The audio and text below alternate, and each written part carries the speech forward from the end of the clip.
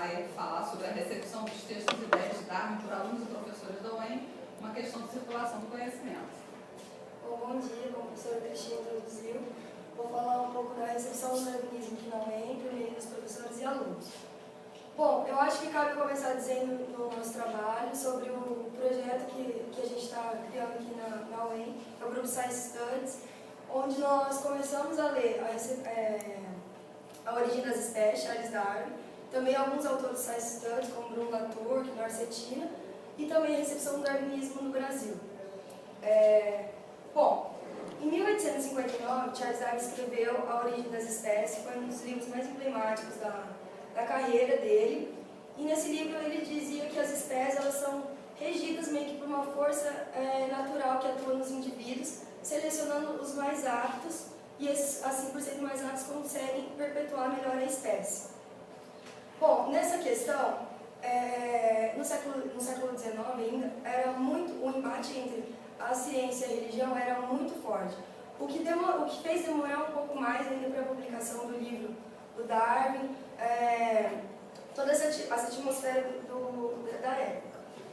Bom, aqui no Brasil, com a leitura do livro A Recepção do Darwinismo no Brasil, organizado pela Heloísa Bertol, Thomas Glick e Magali Sá, eles introduziram como que se dava a atmosfera aqui no país quando Darwin conseguiu lançar suas ideias. Bom, e aqui tinham muitos pesquisadores já adeptos à teoria da evolução. Só que é importante a gente entender que o evolucionismo e o darwinismo não são coisas que não são a mesma coisa. Então, muitos pesquisadores, à frente de grupos científicos importantes de pesquisa no país, eles acreditavam no evolucionismo, só que não nos meios que Darwin propunha que ocorria a evolução. Então, o debate era mais sobre como se dava a evolução e não se ela realmente existia. Então, através dessa recepção que houve aqui no Brasil, ocorreram alguns equívocos, não só no Brasil, mas como no mundo. Levaram as ideias de Darwin num caminho meio que para a eugenia, para as medições de crânio, também para alimentar uma elite que saciava, assim, que buscava uma afirmação de que a espécie ou a cor deles tinha alguma vantagem com relação a outras espécies, ou seja, alguém mais evoluído e outro inferior numa mesma espécie. Bom, nossos objetivos foram de produzir fontes sobre a recepção de Darwin na UEM por meio de entrevistas com professores e alunos.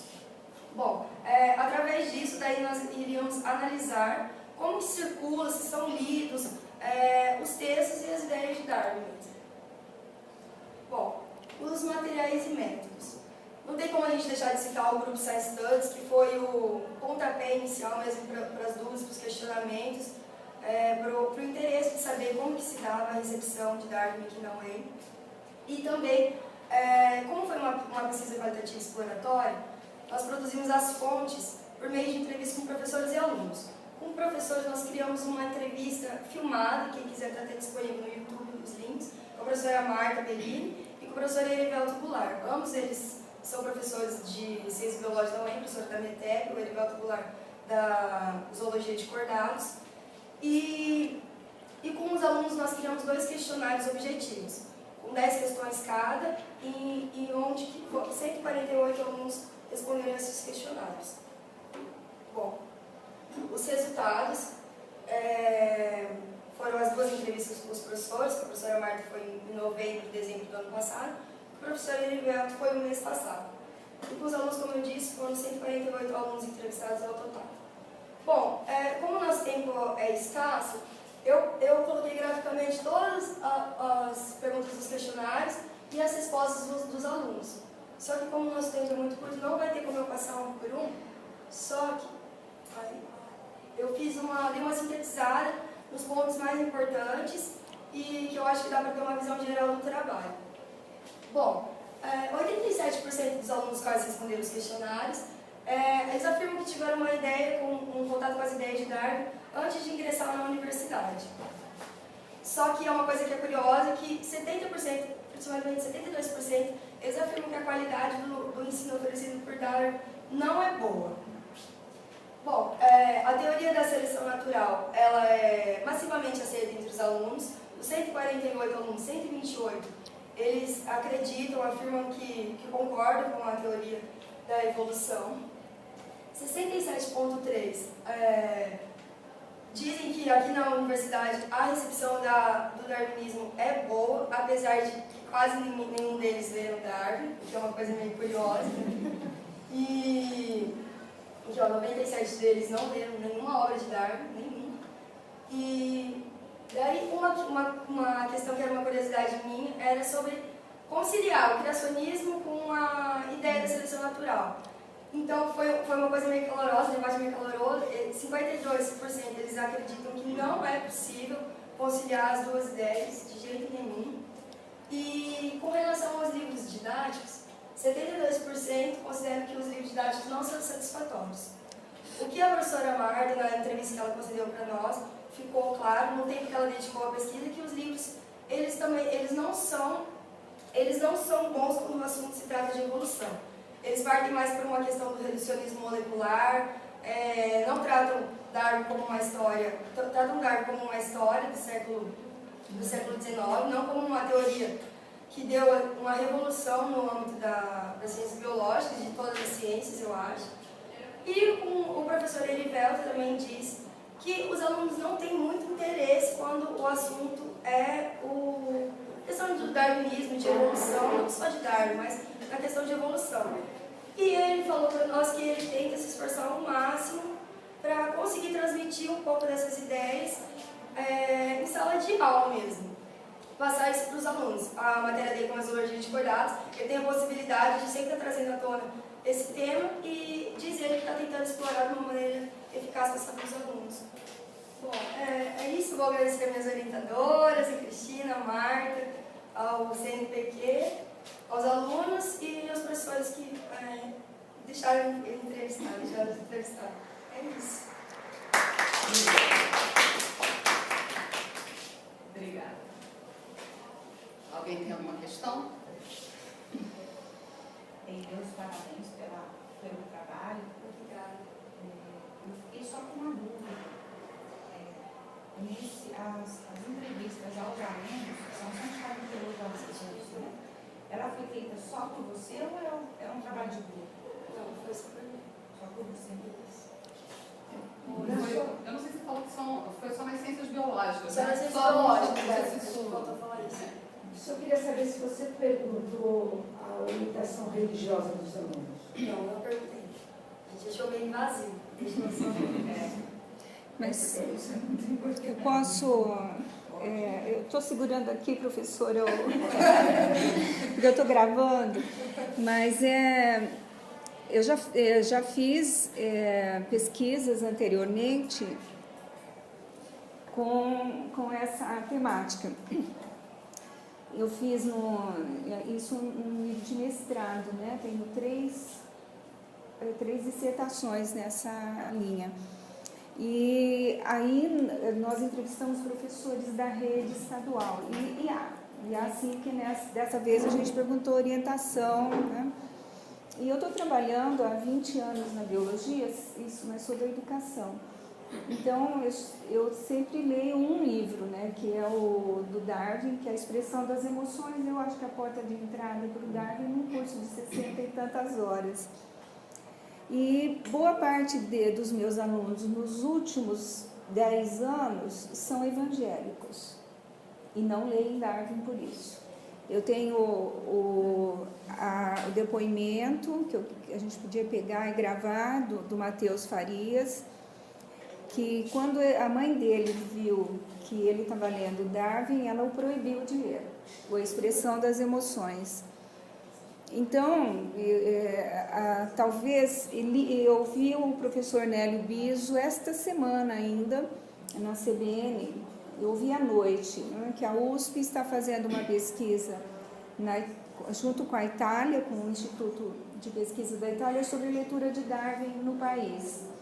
E a USP, né, por meio do Nélio Biso, eles entraram nessa pesquisa com um questionário diferente por conta das questões culturais brasileiras.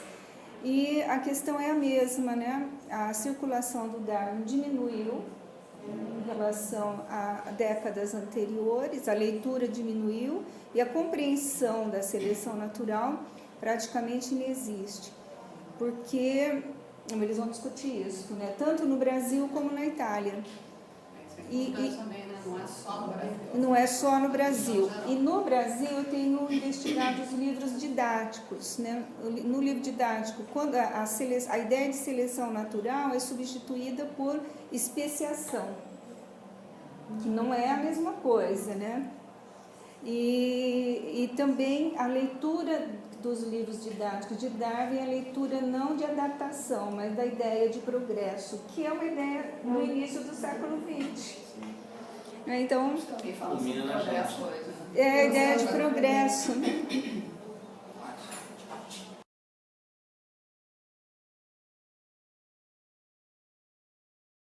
Como o professor falou, meu nome é Vitor. Esse projeto ele também faz parte da Isadora. Na verdade, é todo um projeto só que não ia ficar muito grande você analisar, conversar com professores e alunos e pesquisar livros e fontes bibliográficas sobre Darwin na UEM, a gente acabou separando, fica muito mais fácil. Então, minha orientadora é a professora Cristina e minha orientadora é a professora Marta. O grupo está dando certo. Ah, tá.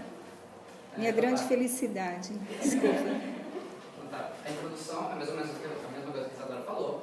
A questão do grupo, onde a gente discute, faz seminários sobre a origem das espécies, faz uma leitura sobre o texto. E aí a gente começou a se perguntar se existem outros professores, grupos de pesquisa ou programas de pós-graduação que também fazem pesquisa ou fazem uma leitura de Darwin aqui na UEM. Já que Darwin é um tema muito polêmico ainda, mesmo depois dos 150 anos. Você ainda acaba tendo equívoco, como a questão do progresso. Você acha que a evolução é você partir de um inferior para um superior. Você tem... é isso aí. Basicamente isso. E aí você tem essas polêmicas. E aí também esse trabalho está inserido na questão da recepção do Darwinismo no Brasil. A gente leu o livro Recepção do Darwinismo no Brasil. Em que eles fazem uma análise de como as ideias de Darwin chegaram aqui para o Brasil. A maioria delas eles pegaram as ideias de Darwin e aplicavam no contexto social. Então, para explicar a pobreza, a riqueza, o pobre é inferior que o rico. O cientista está falando isso, Darwin está falando isso. Sendo que não é a maneira correta assim, de você analisar Darwin. Você tem que pegar Darwin de um ponto de vista biológico, que é o que Fritz Miller fez. Fritz Miller é um alemão que se mudou para o Brasil, e que ele é um naturalista alemão, e que ele entrava, tinha contato diretamente com Darwin, por meio de cartas, e fazia observações aqui no Brasil, e se comunicava com Darwin, trocava ideias. Então, se vocês pegarem a origem das espécies, é muito frequente Darwin fazer citações ao Fritz Miller, toda hora, como o Fritz Miller observou lá em Santa Catarina e tal.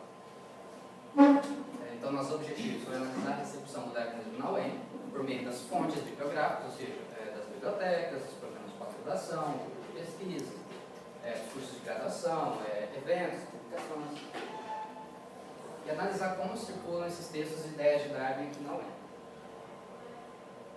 Então, nossa metodologia, como a Isadora falou, foi um grupo de pesquisa, foi muito importante, que foi o que deu origem a esse projeto, por meio da leitura da origem das espécies, da recepção do Darwin no Brasil, dos livros do Latour, do Ciência e Ação, e também foi averiguado, foi feita uma pesquisa nos acervos da BCE,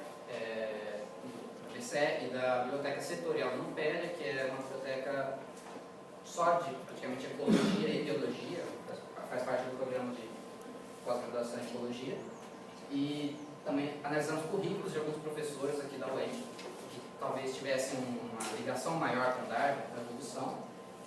Também analisamos programas de pós-graduação, o periódico da UEM, exposições e arquivos do Museu Dinâmico Interdisciplinar, que é um meio de contato da universidade com a sociedade. E também os vestibulares. Analisamos também o tipo de questão que tem no vestibular, se eles fazem muita referência a Darwin. Então, nossa resposta, nossos resultados. Na BCE a gente encontrou 24 títulos, sendo que 3 deles são do próprio Darwin, que é a origem das espécies, a expressão do homem entre os animais, e The Descent of Man. Cabe ressaltar também que a origem das espécies possui 5 edições diferentes, desde uma edição de 1961 até a de 2013, que é a da Martin Claret, que é a que tem mais exemplares. Infelizmente. Isso tem que registrar. Tem que registrar que é a pior edição, né? Tem vários erros de tradução. Também mais interessante que a gente encontrou um livro do próprio Fitzmiller aqui, que é o Fatos e Argumentos a Favor de Darwin. E também a gente encontrou livros de alguns comentadores, como o Dawkins, o John Gould, o Nigel. Aqui não está dando para ver direito, mas é só uma relação da lista que eu fiz de todos os livros que a gente encontrou, os 24 títulos, e aqui as 5 edições de Darwin. Então tem uma edição de 61, de 2010, 81, de 2013. Já no Moody, no museu, a gente analisou o histórico, mas a gente não encontrou nenhuma exposição sobre Darwin ou evolução. E também nos arquivos do Moody, que é uma espécie de portal onde fazem publicações de produções do Moody, de alunos e professores, também não foi encontrado nenhum tipo de publicação sobre o assunto. Já nos programas de pós-graduação, foi encontrado 2 dissertações de mestrado e uma tese de doutorado, e as 3 orientadas pela Marta. Esse aqui foi no PCN, Programa de Ensino em Ciências e Matemática. Nos periódicos da UEM foram encontrados 2 artigos. Engraçado que um foi no Ciências Biológicas, na edição de Ciências Biológicas, e um na edição de Ciências Sociais e Humanas. Então, os 2 lados. Assim, e no vestibular, desde 98, ou seja, de 17 anos para cá, foram encontradas 44 questões, ou seja, mais de uma questão por vestibular. Você vai em consideração de 2 vestibulares por ano. Esse último, agora, semana passada, não foi analisado.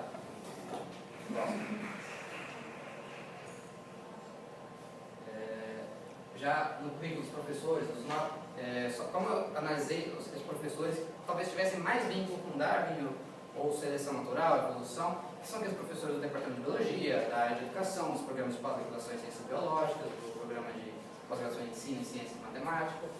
E encontrei 9 professores que fizeram algum tipo de publicação, e todos os trabalhos eles eram relacionados a como a evolução é tratada em livros didáticos, na escola, na sociedade.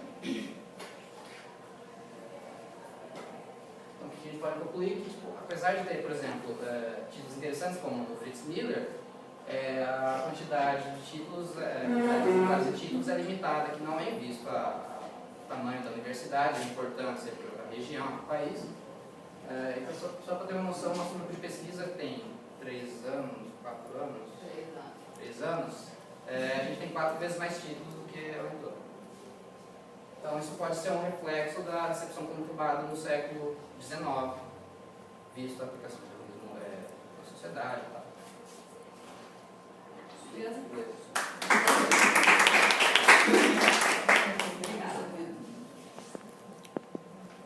Alguma questão? Bom, primeiro eu queria dizer que o trabalho de vocês foi muito interessante e eu queria só assim entender um pouco mais por que vocês, o que levou vocês a pesquisarem a recepção das ideias de Darwin no Brasil. Não sei, eu queria que você falasse um pouco mais, porque como o tempo é curto, não dá para aprofundar muito. Mas é que ela falou assim também de uma ideia errônea das ideias de Darwin relacionada à eugenia, eu vou falar de eugenia no final. Então, eu queria entender do lado de vocês também sobre a importância dessa recepção, das distorções, né, da teoria do Darwin aqui no Brasil.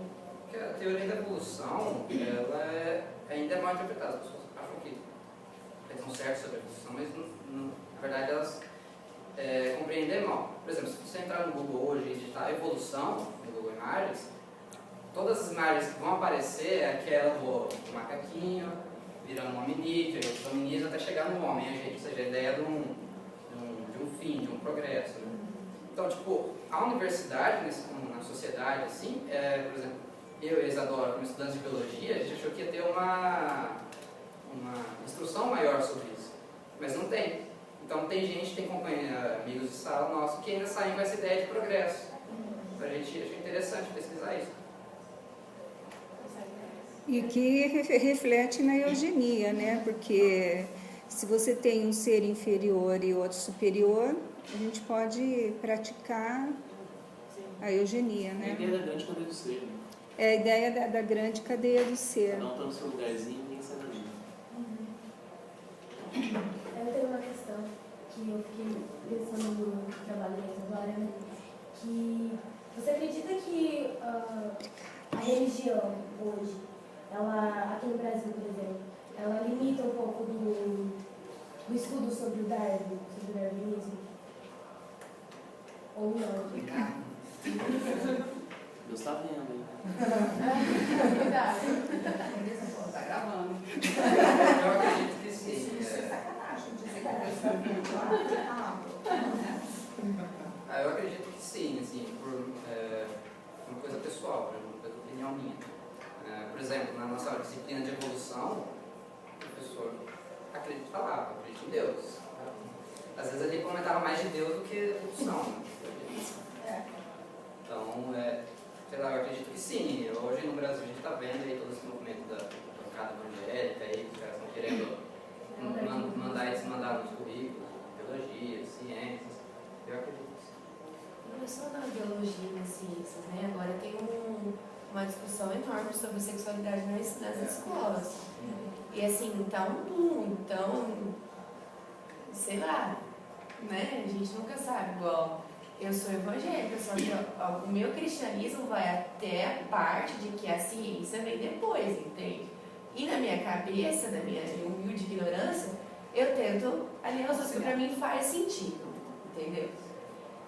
E nas questões de sexualidade, meu Deus, gente, tem pai que não fala de sexualidade com criança, entendeu? Da mesma forma que também pode ter professores que levam isso de uma maneira errada. Então, assim, sempre tem as duas partes, da mesma questão da biologia, né? As pessoas podem falar do cristianismo, mas ao mesmo tempo, como é que essas informações sobre a evolução têm chego nas escolas e na universidade também, né? Então, são questões, assim, completamente polêmicas que se...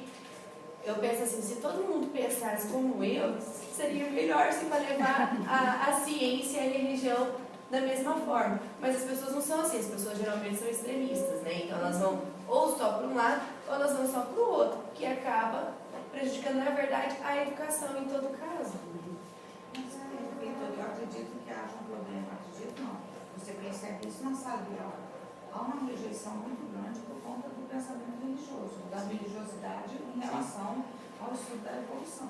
Eu, por exemplo, trabalho com filosofia da educação e é um grande problema trabalhar os pré-socráticos, por exemplo. Esse abandono de um pensamento místico dos deuses. Então, eu imagino, se é problemático para os alunos perceberem essa questão lá na antiguidade, imagina a dificuldade e a relevância do estudo de vocês, do meu ponto de vista, do grupo, por isso que eu estava perguntando, porque isso é uma porta de entrada para o obscurantismo.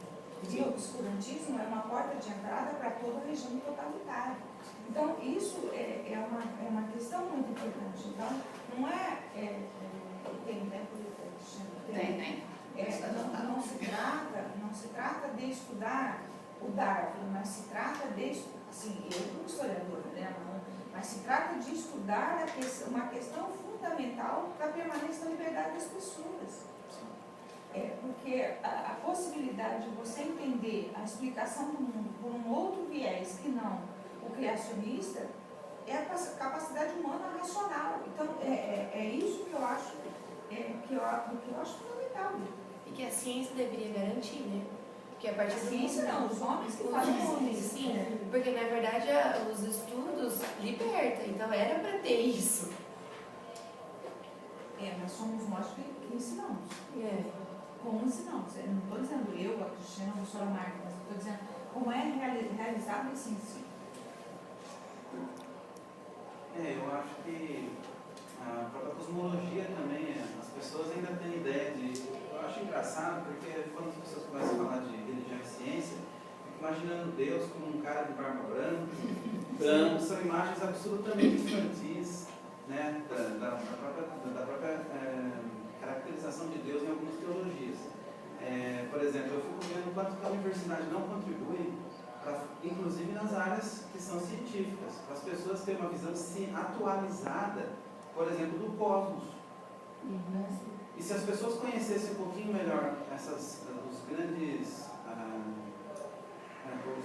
não só os avanços, mas aquilo que realmente parece que a gente sabe sobre o universo, a gente ia se sentir, ia ter uma dimensão melhor do nosso lugar e do quanto nós temos muito mais coisas que nós não sabemos sobre o universo do que o que nós sabemos. E eu acho que a grande ameaça são os exageros dos dois lados. Porque de um lado, intolerância e obscurantismo. E a gente está vivendo num tempo particular em que tempo sombrio. Tempo meio sombrio, porque conforme a gente vai... Claro que o discurso científico, se ele fica dogmatizado, né, ele vira verdade, ele é apropriado como ferramenta de opressão. Por outro lado, se ele é deslegitimado completamente, a gente cai num obscurantismo. Por outro lado, eu acho que o que está em conflito, de um lado é um radicalismo que a gente pode, por exemplo, visualizar em algumas visões do criacionismo, e outra, um cientificismo, uma filosofia cientificista barata, que inclusive nós na academia a gente assina embaixo. Outro dia eu comecei a ver um filme, mas eu não aguentei. Como que era? Eu não lembro o título, no Netflix, era um filme sobre a existência de Deus, né? Que o professor fazia os alunos assinar um termo que Deus não existia. Eu acho que sei que filme é esse. Eu achei tão infantil. Jesus não morreu. É infantil. Deus está morto. Eu Deus achei infantil, achei simplificador, né? E eu acho que, assim, na universidade a gente tinha que tentar cultivar o apreço às grandes questões. E eu não sei, cada vez quanto mais eu estudo, mais me convenço que a gente sabe menos do que a gente gostaria em quase todas as questões. A gente tem que pensar que nós somos arrogantes demais. Sim. Eu acho que agora essa questão de pensar em relação ao universo, em relação ao próprio conhecimento, e pensar uma religiosidade, o Deus ou qualquer outra coisa acima de uma criação humana, é você pensar, vamos dizer assim, negar o próprio uso da razão. Porque mesmo a religião é fruto da nossa racionalidade, não é? Então, por isso que eu acho absolutamente importante pensar a revolução que o Darwin fez no século XIX. E, a partir do Darwin, até entender historicamente a existência de Deus ou dos deuses. Eu acho que essa é uma questão que eu acho muito importante. Tem duas coisas que me ocorrem. No século XIX, bem rapidinho, no século XIX tem duas linhas de estudos que foram extremamente assustadoras para as pessoas. A biologia com a evolução. E a geologia. Que a geologia chega a ser mais categórica que a teoria da evolução em demonstrar que a idade do planeta que está gravada nas rochas é bem mais antiga. E só como uma sugestão, porque foi um autor que eu estudei um pouco na graduação, para vocês verem o quanto que um paradigma em que existe, onde se admite evolução de espécies, não é francamente oposto a um paradigma criacionista onde Deus é um personagem, tem papel, né? Que é o Teilhard de Chardin, não sei se talvez nunca tenham ouvido falar dele, Pierre Teilhard de Chardin, que aqui na Federal de Curitiba, o professor Freire Maia, né? Muitos geneticistas aqui da universidade foram alunos dele, trabalharam no laboratório dele, e foi uma pessoa que tem alguns livros que ele conta. O Teilhard de Chardin um padre, um jesuíta católico, que era paleontólogo, e lá pelos anos 20, 30, começou a aproximar o cristianismo de uma visão onde se incluía a evolução. Então, por isso que eu falo, eu acho assim, que às vezes as pessoas ficam muito nas suas casamatas, né? Vamos estudar mais. Eu, quando estudei cosmologia, que foi um dos assuntos que eu mais gostei na graduação, e estudei para um filósofo, acho que eu sei até bastante, né? Porque a gente não é a nossa formação, eu fiquei encantado com aquilo que eu vi.